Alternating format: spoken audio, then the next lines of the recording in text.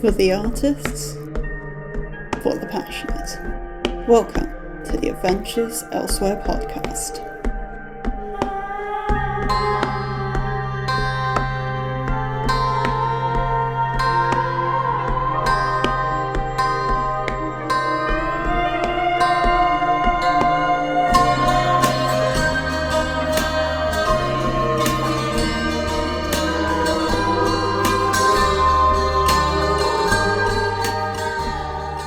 Alright, hello everyone and welcome back to the Adventures Elsewhere podcast. Or welcome, if it's your first time. I am your host, Jade Black. Today I'm here with some writing analysis. This is the second episode of the Tips from a DNF series.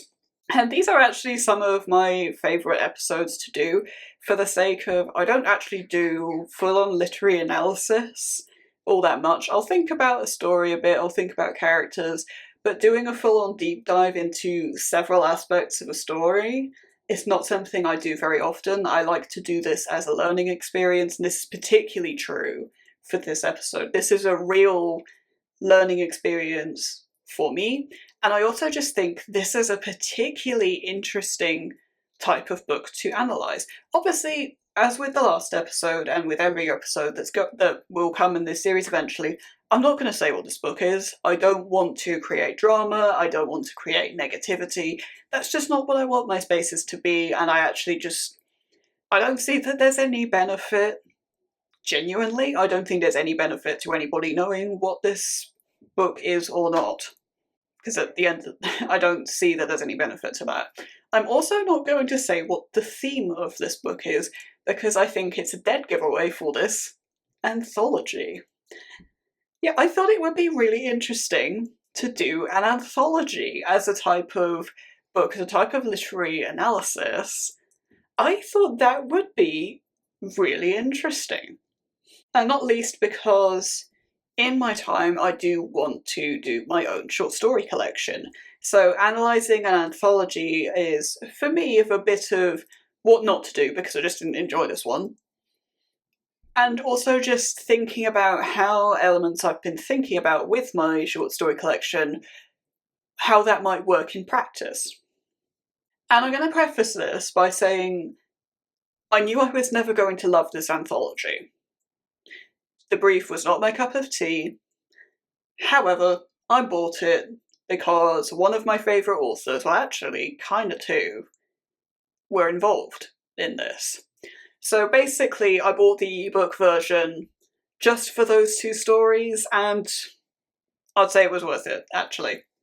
So without further ado, let's dive into Tips from a DNF 2. And I am actually going to start with the brief because I'm going to set my personal taste aside here, because doing some analysis and thinking about things, I wondered if the brief was actually kind of the main problem here, in the sense that I think it might have been too narrow.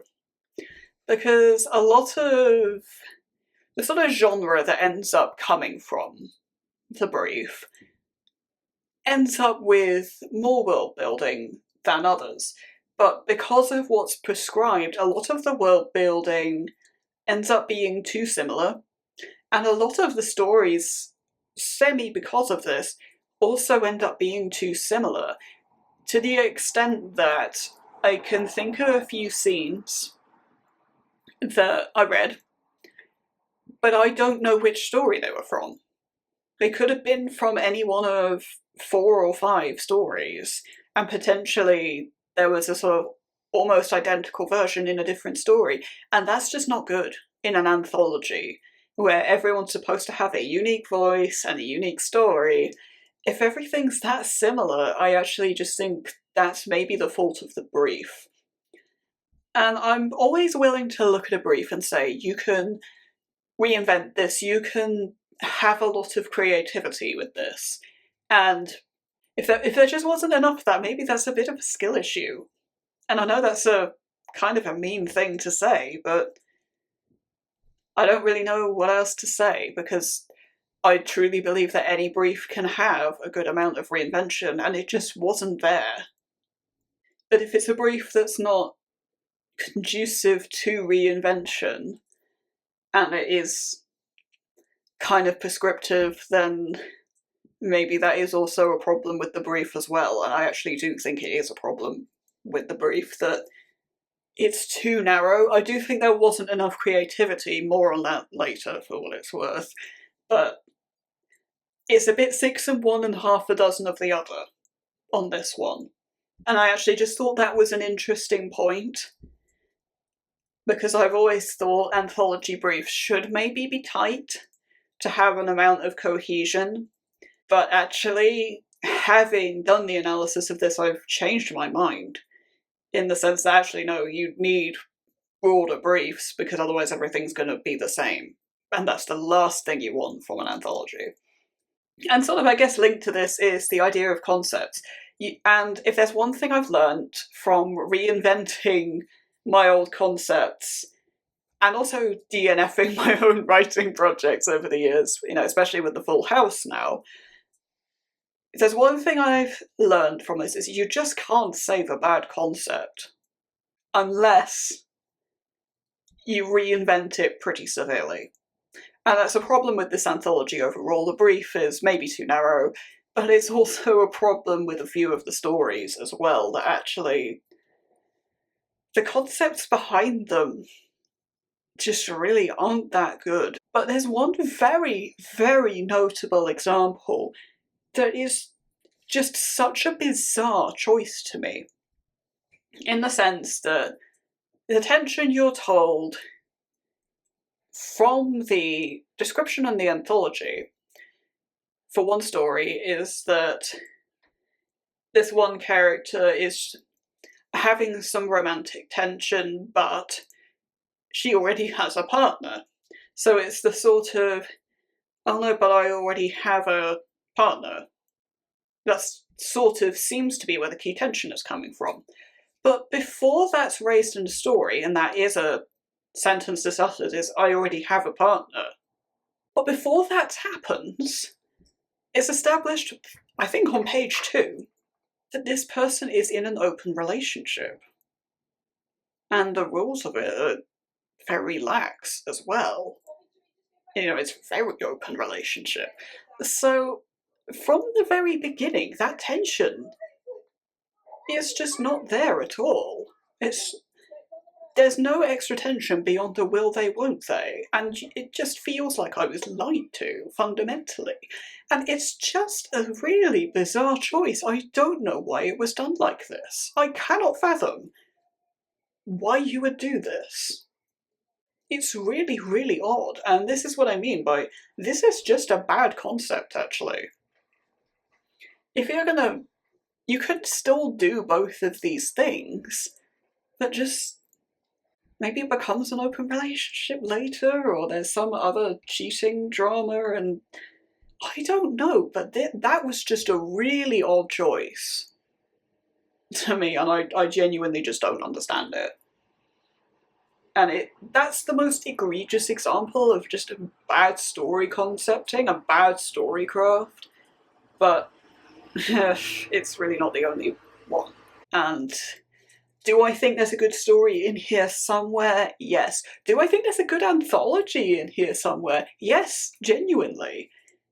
But there needs to be some serious reinvention on almost everything. And that's not great. And I guess keeping on the storycraft thing is story strength in an anthology, and this is from a more pragmatic point of view, is I think even if you're trying to be really literary and have these sort of themes and connections and do something very clever with story order, more on that later, each story still needs to be able to stand up on its own 2 feet and be a good read.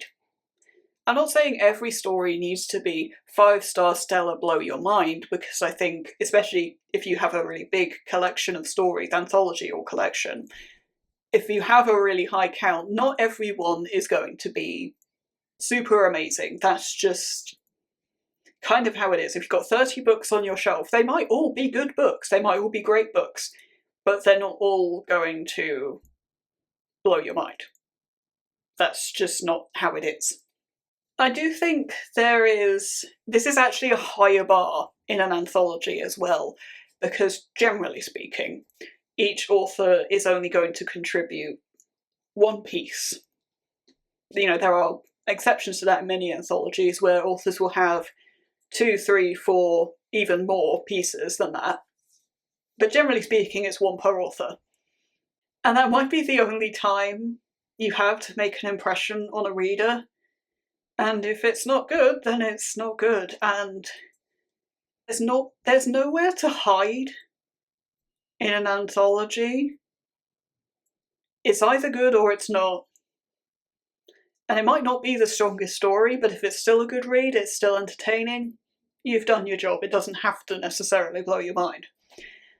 In a short story collection, I think it's a little bit different, but there's still really not any room to hide, because it's sort of different in the sense of people will read all of these stories knowing they're done by one author and think, okay, well maybe this one wasn't so hot, but the rest were great.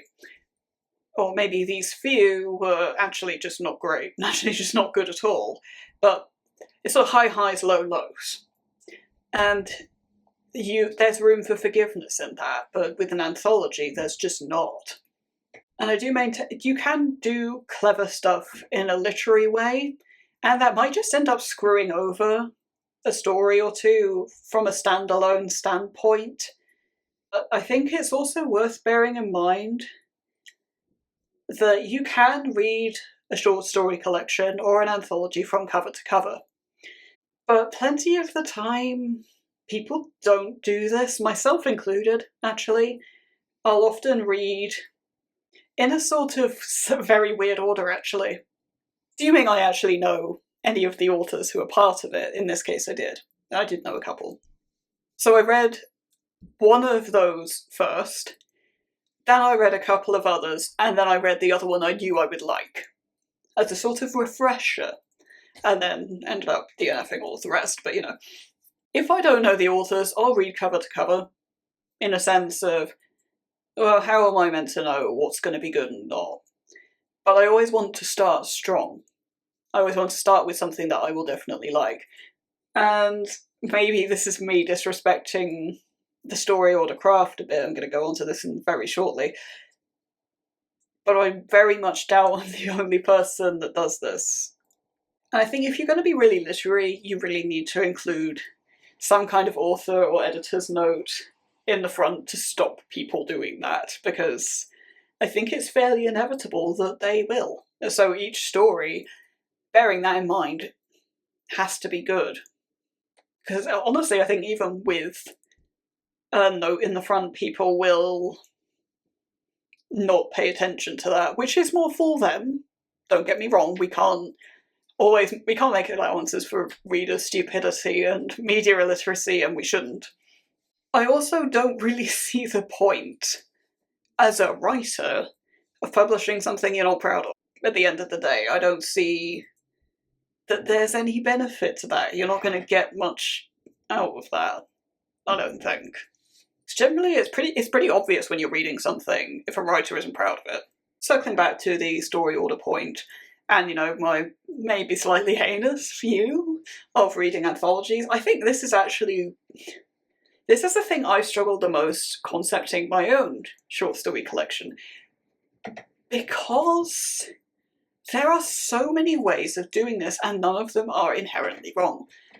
Especially if you've got a literary concept, you might sort of be restrained by that, but let's assume you don't. Besides, having maybe a sort of timeline, which you could do. You could also do this by alphabetical order, either of story title or anthology contributor. You could do this in any kind of random order. You could do this in some kind of length order, shortest to longest, or vice versa. Or try and break it up by length, break it up by theme, keep themes together, keep tropes together, or break it up. You could roll a dice and go with that if you wanted to be truly and completely fair, and I think this is something that I would genuinely consider if I was working with people who were awkward. It's just, okay, everybody, I'm going to roll a dice and we're going to go in that order. So then no one can really complain about that.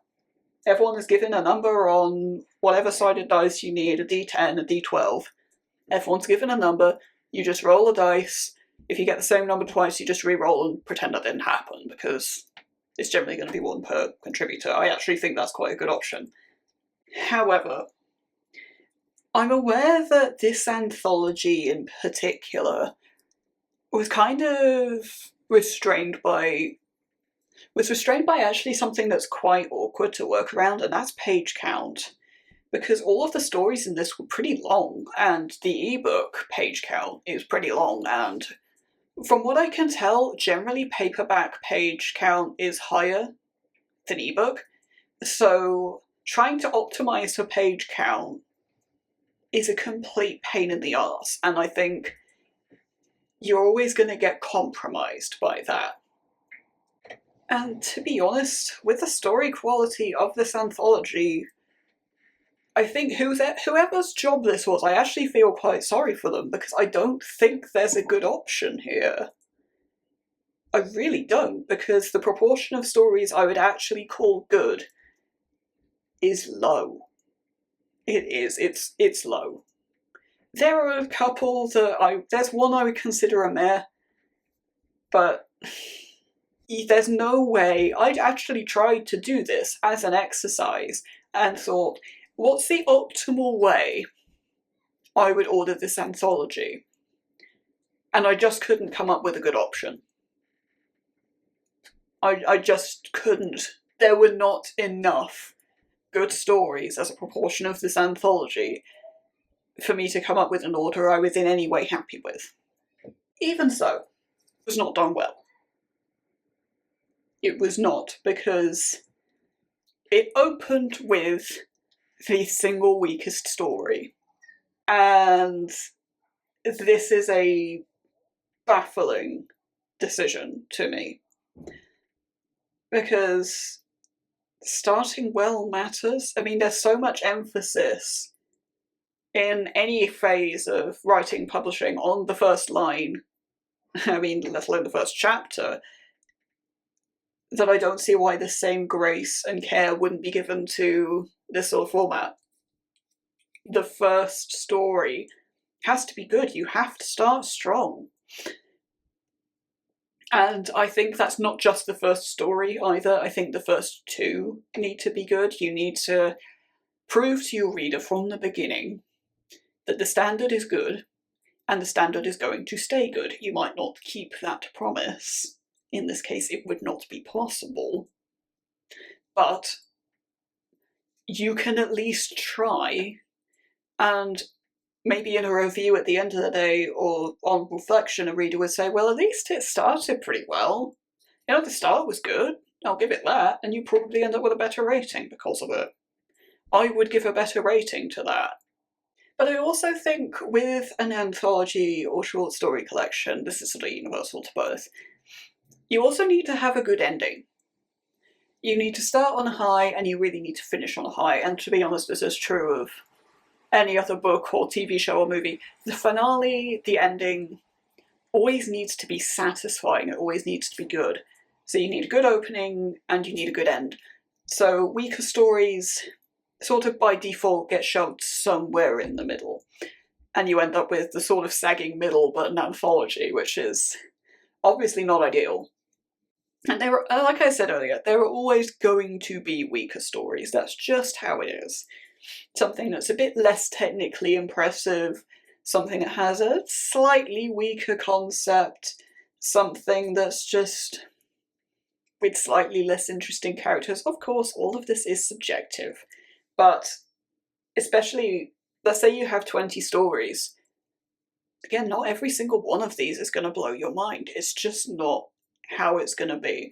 There's going to be one that just blows it out of the water that is just absolutely stunning, but not every single story is going to be at that level. Even a single author contribution, that's just not how it's going to be.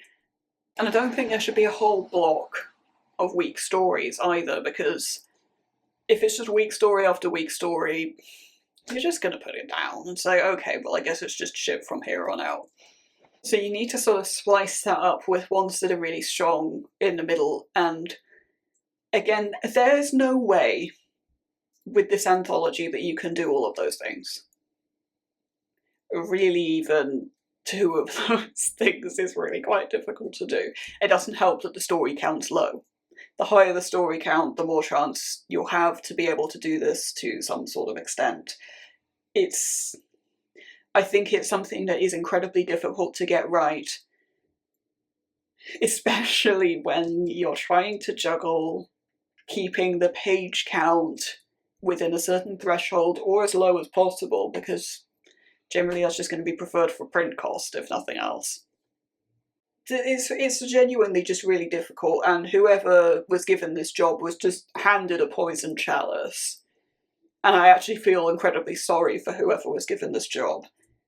But no matter what, starting with the weakest story is a bizarre decision, and I don't understand why it was done this way. Yes, it was just a dice roll and that's what landed, but I wouldn't be happy with that myself. So I'm going to get into a bit of storycraft at this point.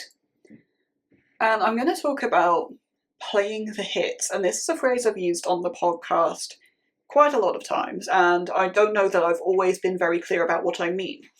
So I'm going to define this a bit. It's the idea that you write a story and you use all the tropes, and really more so, the sort of standard scenes that everyone expects to see.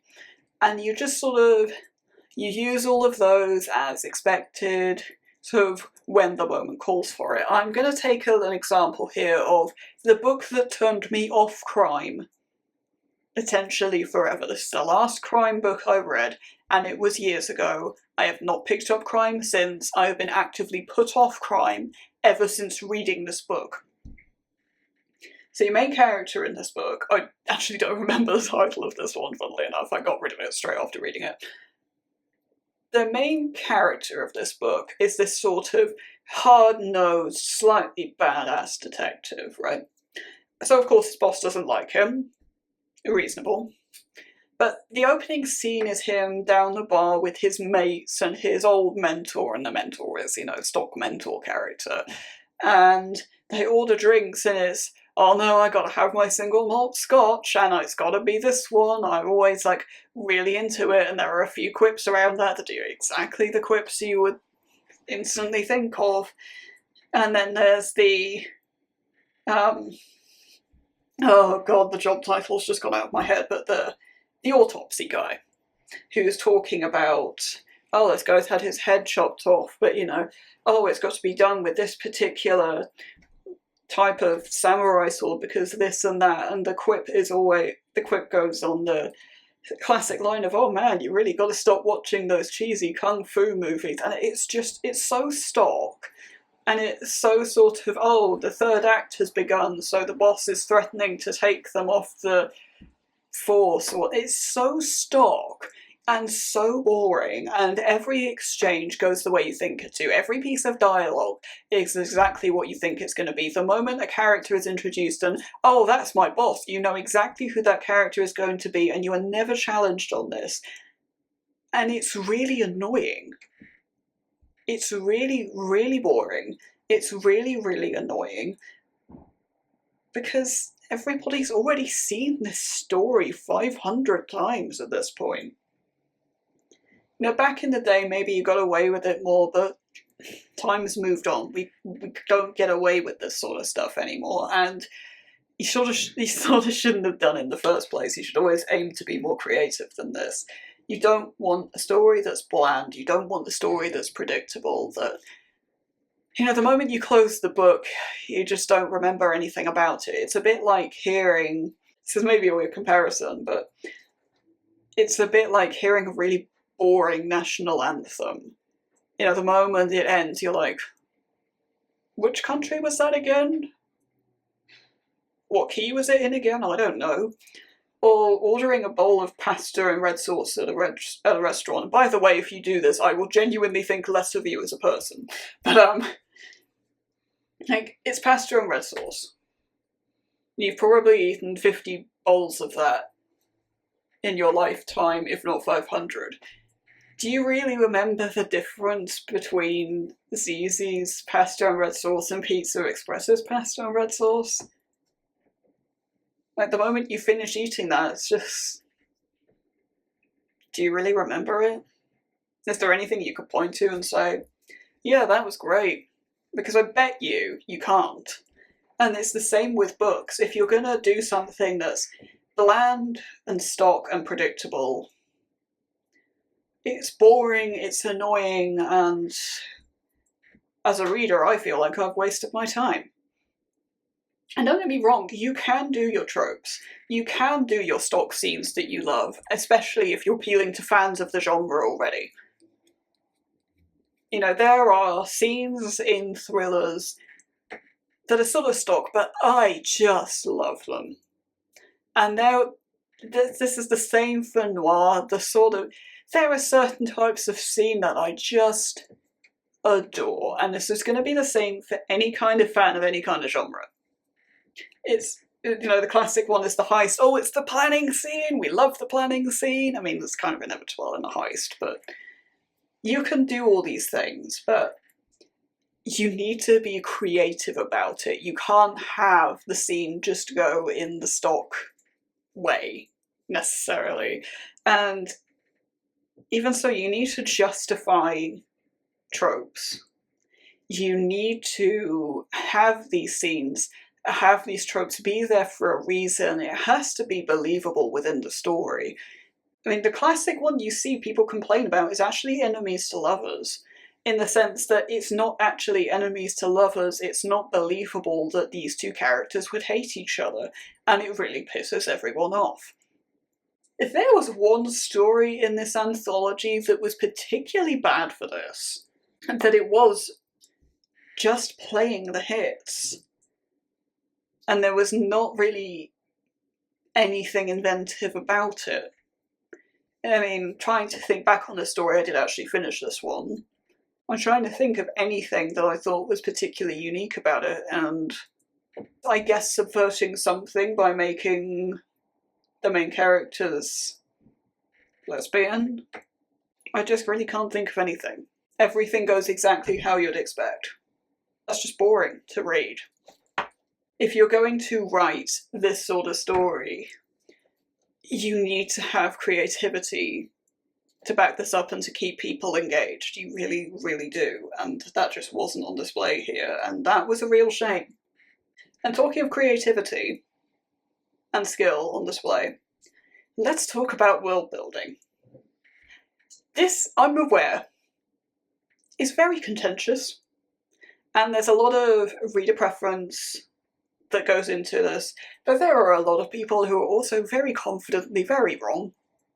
And the thing I find with world building is some people really like really excessive description and a lot of stuff like this, but when you're doing this with world building in particular, this just turns into an info dump of, generally speaking, well, I think every example of this I've seen has been stuff that's 90% irrelevant to the story or the characters. It's just not, it's not necessary at all. And again, I'm sure there are exceptions to this. I've not come across them, so I'm just going to talk about my experience here. An info dump is an info dump, at the end of the day. Whether it's about world, whether it's about character backstory, an info dump is an info dump. You can be creative about this and make it engaging if you're really skilled about it, but I'm still gonna narrow my eyes and say, I just read an info dump. I don't believe that this is the only way of handling this information. And this is the problem I have with it, actually, is that people act like, and it seems like people make extra allowances with world building here, that it's the only way to handle all this detail, and it's like, it's just not, though. It's not. If it's not relevant, it's not relevant, especially in short fiction. You cannot hide here. There is no room for this. But if it's relevant, then it's relevant. You can sprinkle this into a conversation. You can have it come up as it comes up. Especially in short fiction. where things have to be tighter, the ship has to be run cleaner, there's not really room in the same way for indulgence, especially because you just don't have the room. You can't just have paragraphs of info dumping. And I maintain that the best kind of world building almost isn't there. That, you know, it's hinted at enough, that you're given enough breadcrumbs that you can come up with your own things.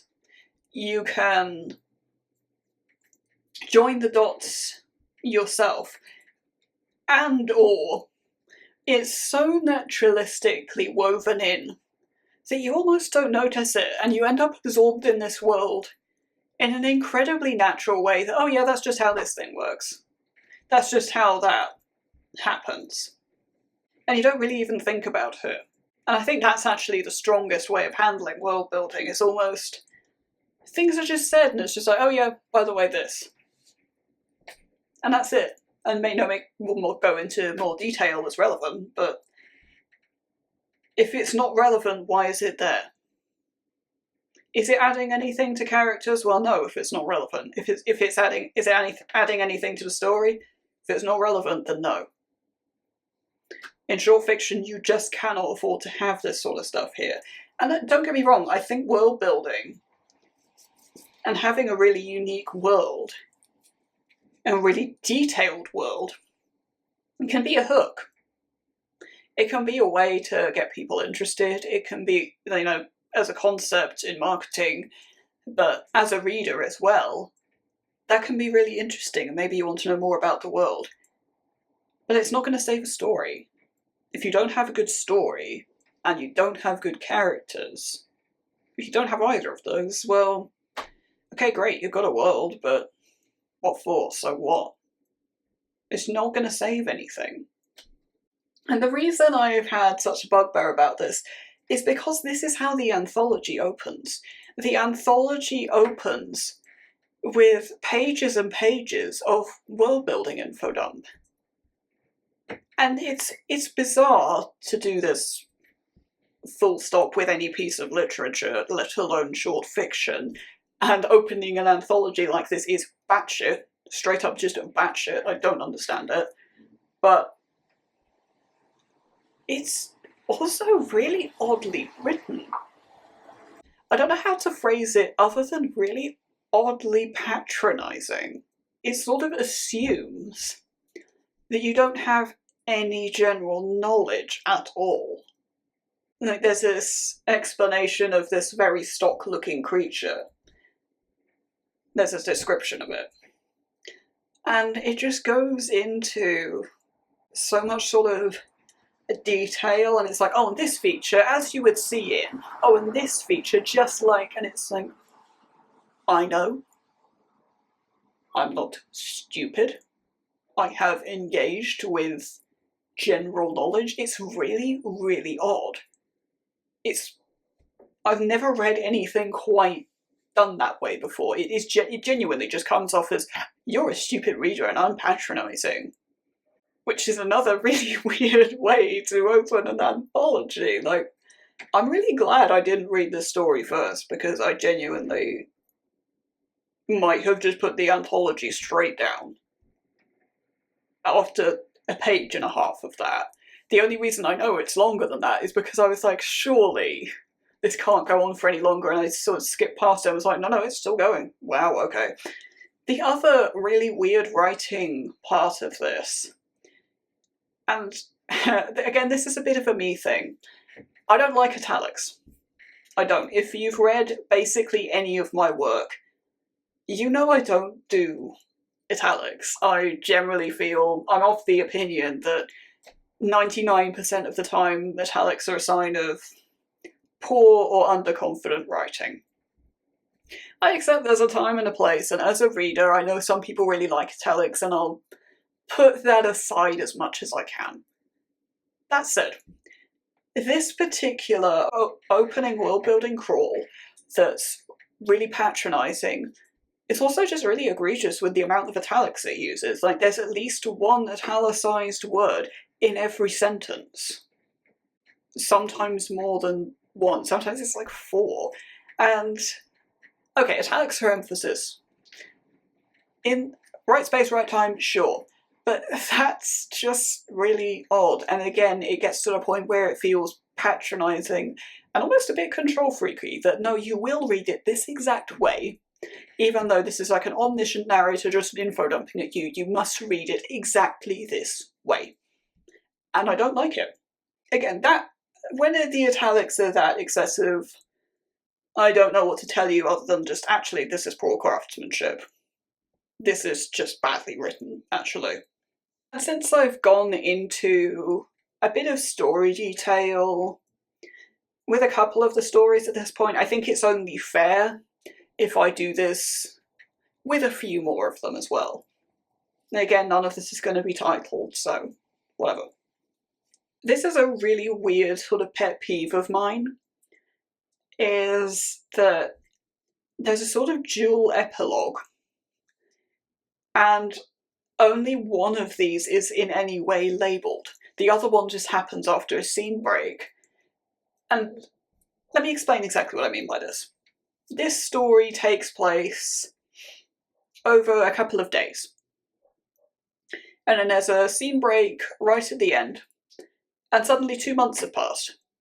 And that's just really jarring, actually. That's an epilogue. That's like extra, that's what an epilogue is. And then you flip the page and then it says epilogue, and there's this tiny little scene that doesn't matter, but it's at least sort of labelled, so whatever. But that was just, again, a really odd point of craftsmanship, and I've noticed this a few times, actually, that people will call an epilogue just another chapter. Again, I've read a couple of actual full-on books, not just short fiction, where there'll be a time skip of a few years when the rest of the story's taken place over a month, and it's just labelled as another chapter instead of an epilogue. And usually I wouldn't really make a big deal out of this, though it is a pet peeve. But given the sort of craftsmanship problems I have with this, it just sort of solidifies that in my mind, that actually there's genuinely some craftsmanship problems here, and somebody somewhere really should have picked up on that, actually. I don't really understand how or why it wasn't. That's a really odd one. Another point of craftsmanship that I really don't like is when the main character is just stupid. Like, the main character is genuinely just not very bright. And that's used to extend a story where it's very obvious what's going to happen. And not just because it's predictable and plain hits, but because all the breadcrumbs are already there. But none of that pays off for another 50 pages, say, just because the MC is too stupid to follow a very obvious neon sign trail without someone saying, hey, maybe you should do this explicit thing that you've all but already been told to do. Again, this is just poor pacing to me, more than anything. It's like, okay, you can have a dumb character, that's fine. I mean, I'll generally find it annoying, but I can look past it. But if you're just using a character's stupidity as an excuse for poor pacing, I'm not going to forgive you for that. If you want some time to pass between those points for whatever reason, give the MC something to do. Give them a reason. Or if it's just, working up the courage, you can make that interesting if you're skilled enough. And or you can just time skip a couple days. It's not difficult, just put a time skip in. It's not a problem. Even in short fiction, that's just fine. Just time skip it, don't just drag it out. That's just poor writing, actually. There was one other story that I want to highlight as being quite strange, in the sense that I got the feeling that this was not originally written as short fiction. I got the sense that this was a concept and a story originally written as, at the very least, a novella, that was then tried that was then attempted to be reinvented as short fiction. Been there myself. Not an easy thing to do, but it just didn't work, actually. And it's sort of like, it was almost reinvented too short, in the sense that it ended up bloated with things that should have been cut in a reinvention. Like, I'm 100% convinced that this story was reinvented for the sake of, it was very slow and then very rushed at the end. And it felt like there was a lot of story and also just some events, plot events that were missing, and some character events that were missing. And I think, okay, that must have been cut from something that was longer. And with all of that stuff in, if it had actually been complete story arc, complete character arc, ignoring all of the blow, it would have been closer to novella length. So it's just sort of like badly cut down, and there's a lot of stuff that's style over substance that's kept, and that sort of, it's an odd decision. And don't get me wrong, the style over substance stuff was written beautifully. The actual quality of the prose was really, really good. But again, that's not going to save you. It's just not. And it's actually a real shame, because this is clearly someone who is quite a skilled writer and potentially quite a skilled story crafter, but didn't end up reinventing things right. It was one that I think just needed a bit longer in the oven, actually. I think that's probably it. I think this one was just a bit rushed and could have done with an extra couple of edit rounds. And I think this could have been really solid, but that's a shame. Because it, honestly, at the end of the day, it's not that I would even rate that story as a 3-star, I would rate that as a 1. Because that's how bad it ended up being, that's how bad the reinvention was, and that's a real shame. But of course, I've talked about a lot of problems with this anthology. But as stated at the start, it is very worth noting that there are 2 very, very good writers in here, and their stories I did really enjoy. So, criticism where it's due, credit where it's due. My favourite story of this was just a really good read. I mean, it was just a really good story, really good characters, really well put together, paced beautifully. It was very inventive in its own way, in a way that's very typical of the author. It was very inventive, and again, it was, I think, probably the only story that really reinvented the brief quite a lot. And this author really ran with it, and I really appreciate that. And there were a lot of different types of scene, a lot of things I hadn't seen this author do before, that was done really well. It was just a really, really good read, and it was really refreshing to see that in there. And I would honestly say, I'm happy that I paid however much I did for the ebook just to read this. Actually, yeah, I'd be content with that. But it's a really nice bonus that there's a second, genuinely just really good story in here as well. And this one is again very characteristic of the writer, but with an added bonus of actually just some really interesting and really cool world building.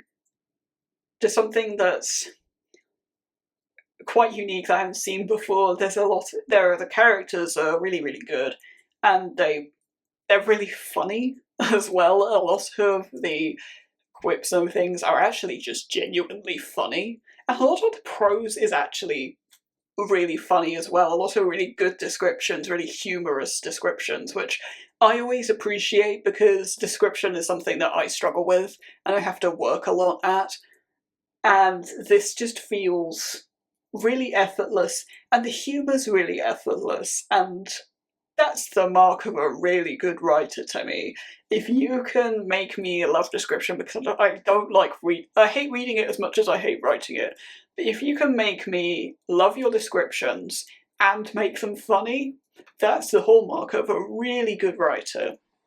Again, the pacing on this was really tight, it was really good. It was very much just a really solid piece of short story. And what I thought was actually, again, a hallmark of real skill and really nice to see, was there was a really strong side character story in here, like really developed, really strong, really well done. I actually really appreciated that, and that actually kind of stayed with me. I kept thinking about that for a couple of days after reading it, and that's actually just impressive.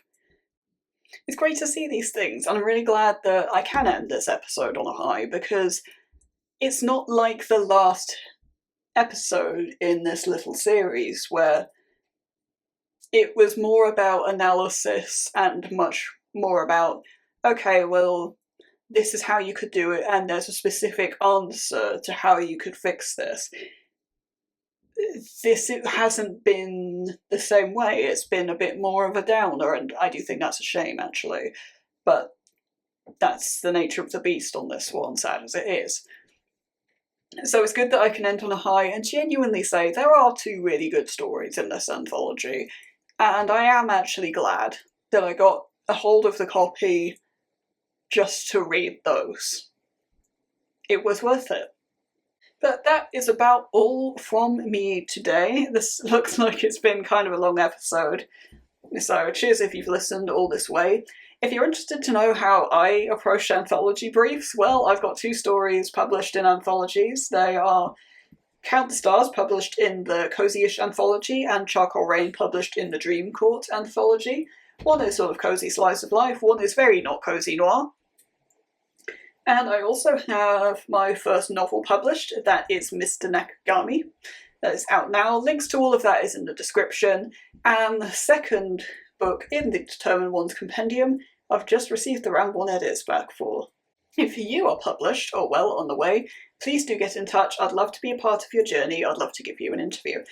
My email is on the screen. Please read the list of stuff in the description first. It just streamlines the whole process, makes it easier for everybody. A quick few things to note: if you are indie or self-pub, you are the people I want to hear from. Trad pub, I will consider you. And also, from now on, I am prioritising indie dark lit, because there are so few spaces for indie dark lit. I'm trying to be the change I want to see. And no, this does not include dark fantasy. If you're looking to follow me elsewhere, if you've enjoyed hearing me talk about writing, and you want to know more about writing craft and get all but live updates on my writing, I post them just about every morning. I also host the monthly Thrills prompts. All of that is on Twitter. I'm JadeBlack21 on there. If you've been enjoying the podcast and you want to know what the next episode is going to be, then Instagram is the place for that. I'm Jade_Black21 on there. I never really know what I'm doing on Instagram, so you'll get random indie book hype and all sorts of other random stuff. So if you like the vibe of the podcast, or it's sort of vibey, unscripted, you'll like my Instagram. If you are interested in art and world building, then Pinterest is the place to go. I'm Jade_Black21 on there. There's a lot of exclusive content on there, actually. There's a whole bank of snippets from Mr. Nakagami, there's aesthetics, there's world building stuff on there that is exclusive. There's a whole load of stuff about Count Stars and Charcoal Rain on there too, so if that's interesting, then Pinterest is the place for that. And I also exist on Blue Sky. I'm JadeBlack21 on there. And in some of the episodes that will be uploaded before and after this one, I'll say that I'm not made time for game dev in a while. That is no longer true. I am actively making rather a lot of time for game dev at the moment, because I have a new game concept that's quite short and really very workable, and I'm actively deving that at the moment. So if you want, pretty much live daily dev updates, hit up Blue Sky. I'm JadeBlack21 on there. But that is about all for now, at last. So you have a wonderful rest of your day. Thank you so much for listening. If you enjoyed this episode, please consider leaving a like, or commenting, or subscribing. It really does help the channel a lot. All music is done by me. Copyright Jade Black 2025.